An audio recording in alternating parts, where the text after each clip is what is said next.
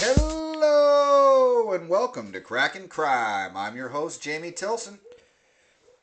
And I'm the bonus man, Jacob Tilson. Oh, we got the bonus man today. Yeah, about said Tilly because that's what everybody calls me. I know, they've been all calling you that. Yeah. Oh, man. Thank you guys so much for everything lately. We've been having great feedback on all of our Facebook and social media, the Twitter, all that stuff. It's just been awesome. The interwebs. The interwebs have been great. We've been trying to post a bunch of TikToks, and that's been going all right. We've been having quite a few people listening to that or tuning in, whatever you do with the TikToks. We've been making them. It's been fun. And I say you should stop posting them. You don't really need to. No, we're trying to grow our social media accounts, so in that way we reach out to a little more people. They need to start a TV show. We're thinking about doing video along with the podcast and putting it on YouTube. So that's kind of in the works right now, but it's not here yet. So you guys can't see us, you just get to listen to our lovely voices, right? I have a lovely voice. You do have a lovely voice. I didn't know that. All Haley says to me is that I have a voice that like scrapes. Scrapes what? I have no idea. Like nails on a chalkboard? Yep. That's because that's your sister. And that's just how that works. So should we just get right in? Well, no, we're going to do a little bit of, we're In starting between? off. What? We're going to say greetings. No, we're just kind of kicking everything off. We're talking to everybody a little bit real fast. Again, hey, how's the wife and kids? Yeah, hopefully the wife and kids doing great, or the husband and kids or whatever, or just like boyfriend or girlfriend. Yeah. However you listen to your podcast, man. Or if you're just sitting in your car by yourself. Right, I do that sometimes. Yeah, I know you do. I know. Yeah, I have a lot of podcasts I listen to. Just your own, mostly. I don't actually listen to mine that often. Go through and we do all the editing, make sure everything sounds great, and then we put it out. But I'm here. I know what we're talking about, right? Sure. So, yeah. But we do appreciate you guys tuning in. It's been great, like I say. All the social media stuff has been going awesome. Remember, if you're listening to the podcast, wherever you listen to your podcast, make sure you're giving us 5 stars. Go ahead and leave us some comments. Doesn't matter what you say. It just helps push the algorithms. We really appreciate it. That way it helps us grow the show, helps get it out to more people. That's what we're trying to do, right?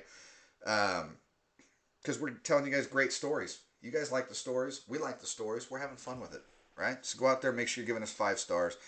Social media, go check us out. If you haven't already, go check us out everywhere. Again, same thing there. You guys want to hear a story? Let us know. Throw it out there. Whatever you guys want to do. All right? That's a way for us to communicate with you guys, and that's what we're... You're just continuing this. I am. I'm going on and on. You're just trying to make it last longer. I'm not trying to make it last longer. You're trying to make this intro last like 5 minutes. Okay, well now we're going to go on for a long time. So anyway, social media... no, I'm joking. I think we got our point across. All right, should we just start it then? You just want to jump right in? Yeah. All right. So today we're talking about the D.P. Cooper case. Did you say D.P. Cooper? Yeah, sure. Why not? All right. So we're going to change it up a little bit, and we're going to let Jacob tell me the D.B. Cooper story today. No, it's D.P. Cooper now. D.P. Cooper now? Yeah, we've changed it. Yeah. What was his actual name? Dan Cooper. Dan Cooper. Very good. Yeah, he just walked in, wrote Dan Cooper on his paper. That's right. And then reporters just said, or misheard, that it was D.B. Cooper. Oh, yeah. So we can call him whatever we want. Then. We can call him whatever we want. So anyways, Ben Cooper. All right, so I'm going to start us Jonathan Cooper. Yeah, old John Cooper. All right. So we're going to start it off that on the afternoon of November 24th, 1971, a man boards an airline. What airline? He's trying to search real quick. It was Northwest Orient Airlines in Portland, Northwest. Oregon. It was the Northwest Orient Airlines flight of 305 Very and good. boarding 727 aircraft operated by Northwest. No. Yep. Orient. Orient. Orient Airlines in the United States airspace on November 24th of 1971. Very good. I just said everything. I just said it, but I appreciate you repeating what I said. That's going to happen a lot this episode. This is your favorite. Or I one do of your favorites. really like the D.B. Cooper story. Yeah, and then you're making me tell it. I know. Yeah. Or I get a can single tell it thing together. wrong. I'll get a single thing wrong and you'll just be like, haha, you screwed up. Not on another podcast. That's all right. All right, so go ahead and tell me what happened with D.B. Cooper. So he just walked in and boarded a plane. So he just walks in the airport, boards a plane. Yep, doesn't even go through security, just zooms through. Well, they didn't have security back Exactly. in 1971. Yeah, this was a time when they actually boarded on the tarmac still, right? Yeah, I guess. Yep. Okay. This So is anyways, before you were born. How would you know this? this was before I was born. Yes, by just a couple of years. Like 11. I still love this story. All right, so he boards on his airliner.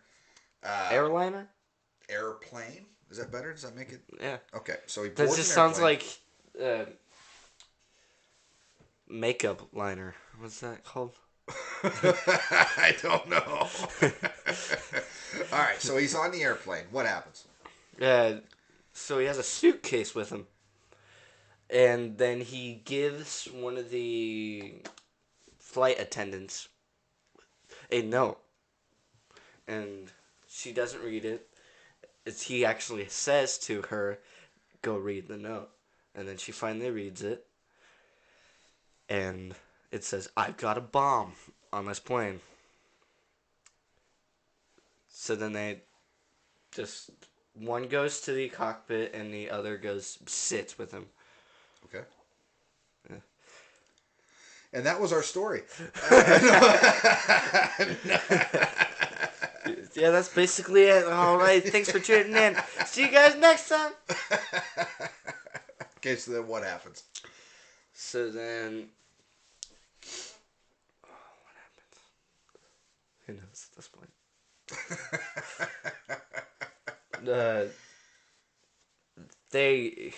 They didn't even know what was happening, but they immediately try to land somewhere.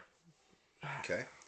Where did they try to land? He actually ordered a drink, a bourbon and a soda. Oh, we did? Yep. While the I can't talk sometimes. That's kind of I can't either. occurrence, right? So while the flight was waiting to take off is when he ordered that. A short time after 3 p.m., he handed the stewardess a note indicating they had a bomb in a briefcase and wanted her to sit with him. But you're right, because she didn't have the note. She took the note and didn't read it right away. And then he says, excuse me, you're going to want to read the note. She reads the note, sees that, and I believe it was a different stewardess that sits with him. Yep.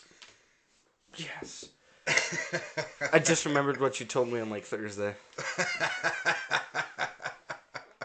I was. He did open the briefcase, and he shows her a glimpse of the wires, and there was red-colored sticks, and demanded that she write down what he tells her. So then she took the note to the captain of the plane, and where the note was demanding 4 parachutes and $200,000 in $20 bills. I thought I was supposed to be telling the story. I know. I'm waiting for you to go. Okay. There was... Hang on. So I just want to throw out that there were 36 passengers. And then they landed the plane to get them all off so there would be less casualties. Right. Okay. So go ahead. Oh wait, where were? Okay. So Where did they land? so they contact the like airport, let them know that the plane's being hijacked, right? Are you listening? Huh? Okay. So they contact the airport of where they're going in Seattle, let them know that the plane's being hijacked, right? And so then they contact, I believe it was the FBI, and then the FBI wanted to know what the demands were. Okay, and this is where they find out that they wanted the 4 parachutes, $200,000 in $20 bills, and they needed the plane to be refueled, and they were gonna set course for Mexico City. Okay, sorry. Now you go ahead. You can just continue if you want to. Nothing here is stopping you. You are. You're telling me this story. So I obviously know a little bit of the story, but I want you to tell me. What do you mean a little bit? You know this entire thing. Okay. So then what happens? They land. Where did they land? Who knows? I know you're just going to say the location. Do you know the location? Not really.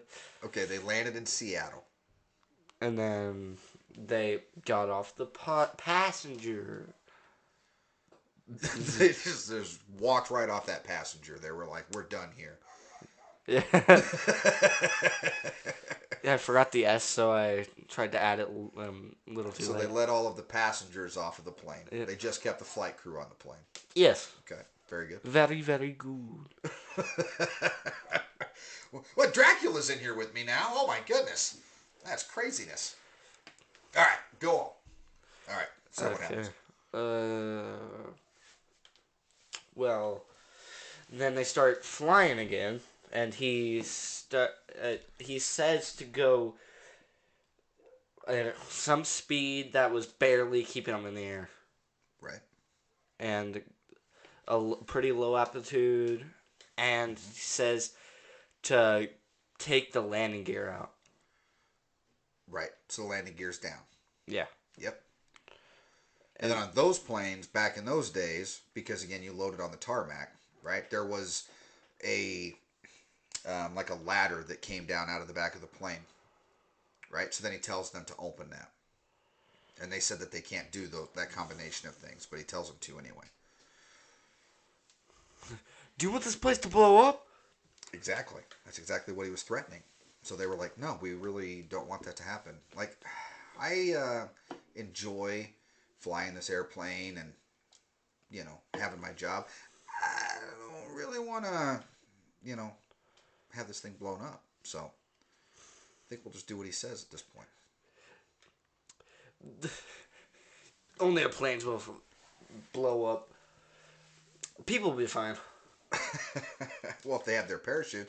But fun fact about the parachutes was while the FBI was trying to get all the parachutes put They together, couldn't get all the parachutes. they couldn't get all the parachutes. Yeah, so they were able to get 2 parachutes, right? So they were able to get 2 normal parachutes and 2 of the emergency jump parachutes. Yeah, the emergency parachutes that go in front. So they had one Fake. Yeah, it was a training parachute. So then that one was like, whew, hopefully that isn't a deal breaker. Hopefully they teenagers just blow it up. But so he doesn't, and he must have known what he was doing because he takes the correct 2. So he's got his emergency chute and he's got his regular parachute. Okay. So now, where Jacob left us off, we are just kind of flying between Seattle and Mexico City, right? Somewhere. Yeah. Just somewhere in between those areas. I guess. I don't really know. So they're between Seattle and Reno. Okay. Yeah, is the area that they were. Then just jumps off. Well, he orders the the flight crew all into the cockpit. Then he jumps off. Well, and then at a certain time of night, I believe it was a little after 8 o'clock. Nobody knows if he truly jumped off because all they know is that the weight changed. Right. He opened the door, the weight shifted in the airplane a little bit, and they believe that was a little after 8 o'clock p.m. So then they were able to track an area, which I don't really know where that's at. What am I supposed to know where that's at? Just between Seattle and Reno. But then he was just gone. Boom. They were able to recover like 20. I don't know the number. They were able to recover some of the money. Some of the money. Yep, some of the money. I'm going to try to look that up here in just a second to see what lake that was. It's like you're trying to... You're speed running the words, some of the money. Some of the money. I don't know what you say about some of the money. Some of the money. Just some of the... But some of the people that were on board were able to give descriptions of the guy that they believed to be D.B. Cooper. Hey, you gotta say it. Some of the people. Some of the people. So they were able to give a description. So there was a couple of different pictures that got put out right away. It mostly looked the same. They were similar. Like skinny guy wearing sunglasses. Right. And like business suit. Yeah. Yep. And hairline like yours. Right, so perfect. Flowing like lion's mane of hair. Sure. We'll go with that. I do see that there was one person from the list, because there was a bunch of suspects, right? But they never found out who the guy was. They've never recovered any of the money. Well, I take that back. A little bit of the money, a few years later, washes up on shore. I believe it was of a lake. And because they had written down, when they gave the $200,000 and $20 bills, they had recorded all the serial numbers off of all of the bills. Okay? So they were at least able to do that. He jumps, boom, none of the money's turning up. Right? They're thinking it's this person. They've got all kinds of suspects, right? And then all of a sudden, some money washes up on the shore, and it turns out that the bills were from this hijacking. But they weren't being spent. You know what I mean? So there was still nothing that led them to D.B. Cooper, right? Or Dan Cooper, or John Cooper, or Jerry Cooper, whatever we decide to call him, right? Yeah. So it's just D.P. Cooper. D.P. Cooper. But they've just never figured out who he was.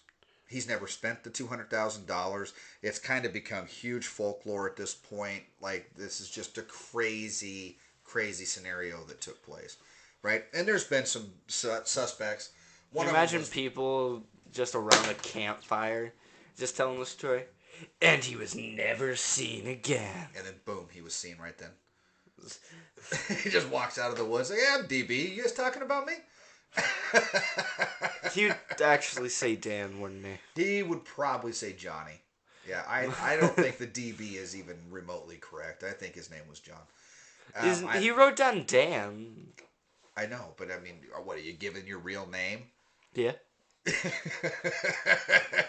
Like, I'm here to take $200,000, and my name is John Smith. And they're like, man, John, I can't believe you did that. Here's my driver's license. This is a nice Here's business transaction. 100% real driver's license. Yeah, exactly. Here's my birth certificate. Right. So that didn't happen. Right. So he's coming. It could have happened. Saying that he's Dan Cooper, but they've never been able to track down who that is. Right. One of their suspects was Richard Floyd McCoy. Are you telling another one? No, this is one of the suspects of the D.B. Cooper hijacking. He was arrested for a similar airplane hijacking and escape by parachute less than 5 months after Cooper's flight. But he was later ruled out because he didn't match the nearly identical physical descriptions of Cooper provided by two flight attendants. And I'm pretty sure that they like looked at pictures of this guy, and both of the flight attendants were like, "Yeah, that's not him. That wasn't DB Cooper." Should we just compare both of them? What's that? Should we compare both of them? I think that you and I should do that. So we should figure out where Richard Floyd McCoy is at, and we should start doing some research. Yep. Yeah. I don't know why we couldn't. Yeah. Let's start checking this out.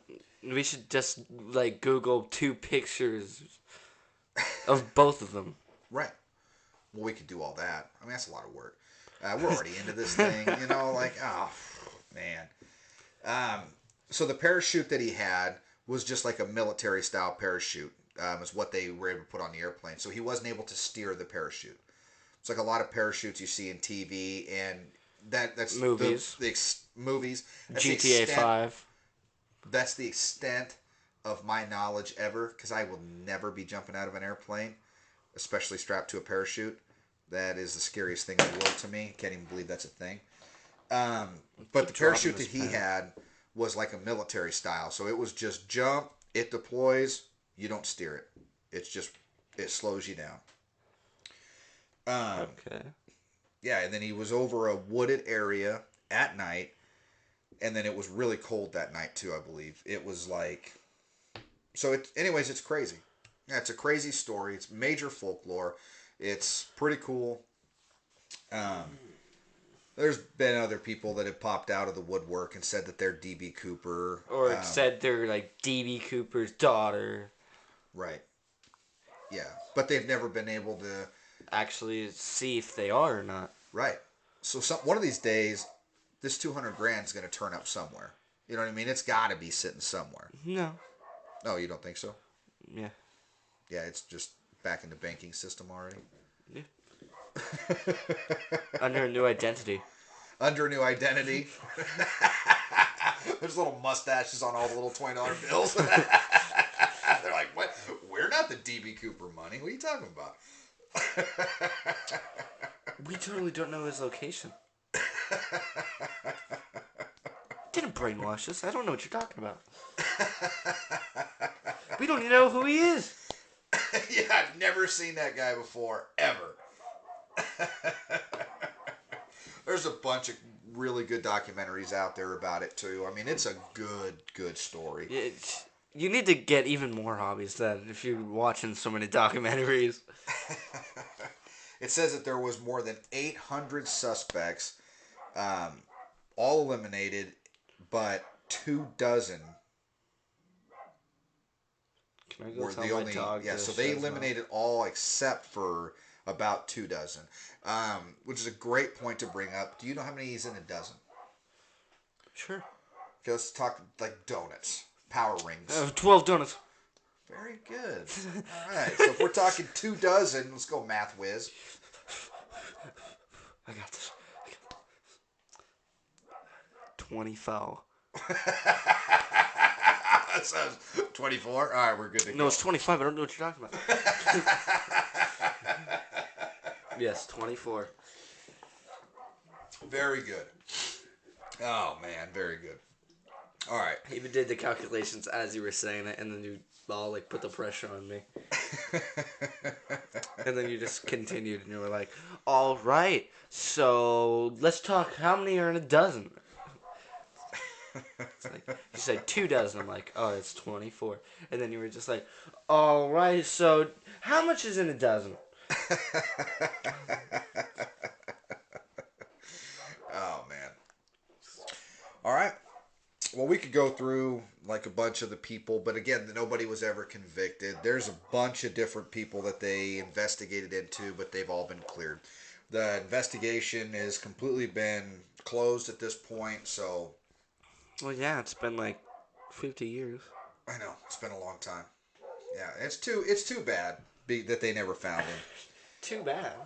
Yeah. Oh, and I'm seeing right here, money was recovered in 1980, and it's not looking to be in very good shape either. So, looks like they might also. Oh wow, yeah, they actually had his black necktie, and they had DNA on it, but they weren't able to match it to anybody yet. Yeah, What? yeah, that's kind of crazy. So, all right, well, that's where we're at, man. That's all I got. Your dogs are barking out back, Yeah, both and of they must mine be do. like. It seems like they're right outside of our window. It really does. Yeah, so that's They are wonderful. probably are actually. Yeah. All right. So we're gonna So I've got hit. to go.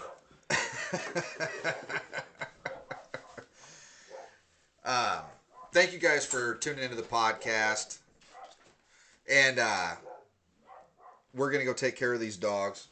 So thanks everybody for tuning in. Again, check us out all the social medias. Um, so, all right. Well, that's all we got. Thank you guys.